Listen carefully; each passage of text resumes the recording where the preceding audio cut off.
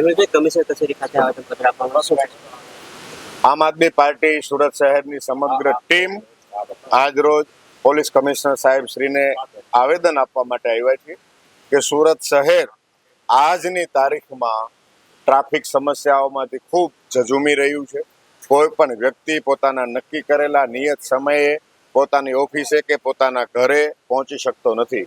વિદ્યાર્થી હોય તો સ્કૂલ કોલેજે પહોંચી શકતો નથી, કર્મચારી પોતાની ઓફિસે નથી પહોંચતો, ધંધાદારી વ્યક્તિ પોતાના ધંધાના સ્થળે સમયસર પહોંચી શકતો નથી. અને આ સમસ્યા સુરત શહેરના કોઈ એક વિસ્તારની નથી. તમે સચિન જાઓ તો પણ આ જ સમસ્યા છે, વરાછા જાઓ તોય આ જ સમસ્યા છે, અમરોલી જાઓ કે કતારગામ જાઓ કે રિંગ રોડ જાઓ, અઠવા લાઈન જાઓ કે અડાજણ જાઓ, દરેક જગ્યાએ આની આ જ સમસ્યા છે. સિગ્નલ નાખ્યા પછી આપણને એવું કહેવામાં આવ્યું હતું કે સુરત શહેર ટ્રાફિકમાંથી સંપૂર્ણ મુક્ત થઈ જશે. આજે આખા સુરતમાં લગભગ 90% વધારે લોકો સિગ્નલનું બરોબર ચુસ્તપણે પાલન કરે છે. આમ છતાં પણ ટ્રાફિકમાંથી મુક્તિ મળતી નથી. કેમ?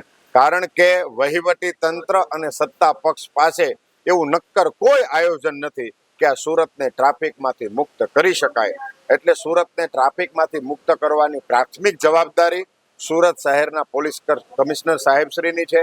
એટલે આમ આદમી પાર્ટીની સમગ્ર ટીમ આજે એમને આવેદન આપવા માટે આવી છે કે આપણા આ સુરત શહેરને ટ્રાફિકમાંથી મુક્ત કરો. અમે ભાવના સાથે આવ્યા છીએ કે પોલીસ કમિશનર સાહેબ આ બાબતે સવિનય અને સકારાત્મક સંજ્ઞાન લેશે અને સુરત શહેરને સાચા અર્થમાં ટ્રાફિકમાંથી મુક્ત કરવા માટેના તમામ શક્ય પ્રયાસો કરશે.